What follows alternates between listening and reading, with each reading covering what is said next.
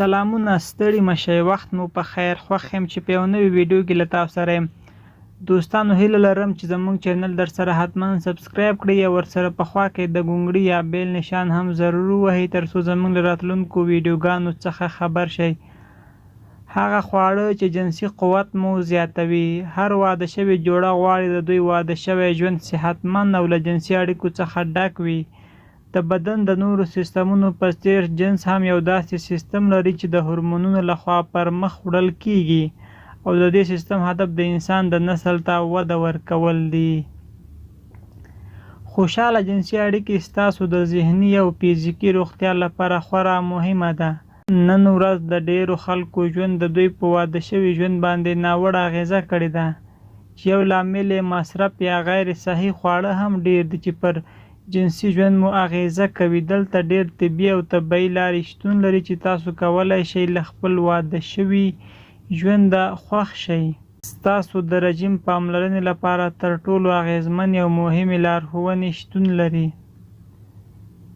پالک سابه یا پالک چې د سبزیجاتو له ډلې څخه تر ټولو کلیدي او مهم سبزیجات دي، نو که غواړئ چې جنسي قوت مو غښتلی او پیاوړی شي نو مهمه دا ده چې په خپل غذایي رژیم کې سابه او یا هم پالک اضافه کړئ.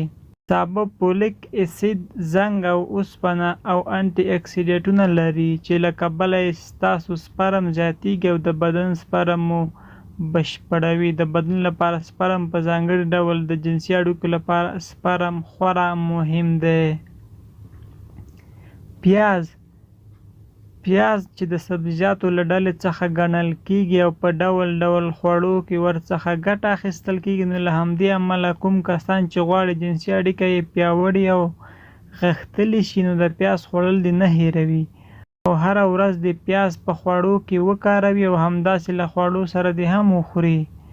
پیاز په کافي اندازه باندې انټي اکسیډنټ لري چې د انټي اکسیډنټ له امله ستاسو د بدن سپرم زیاتیږي. کله مو چې د بدن سپرم زیات شو نو تاسې بیا کولی شئ چې پیاوړې او غښتلې جنسي اړیکه ولرئ. رومیان یا ټماټر. رومیان هم له هغو سبزیجاتو څخه دي چې په خپل ورځني ژوند کې خورا زیات کاروو.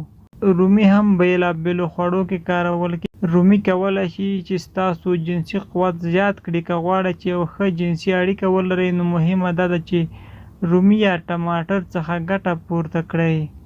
رومي یوه ځانګړې اجزا لري چې د لیسپین په نوم یادیږي. دغه اجزا بیا ستاسو د لیبیډو ته وده ورکوي چې له مخه یې بیا ستاسو جنسي اړیکه پیاوړې او غښتلې کیږي. نو اړینه ده چې رومي د پیاوړې جنسي اړیکې لپاره وکاروئ.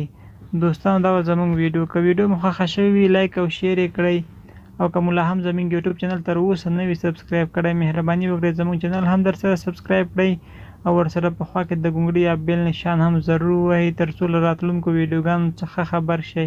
تر بیا ښې چارې ښه وخت الله مو مل شه.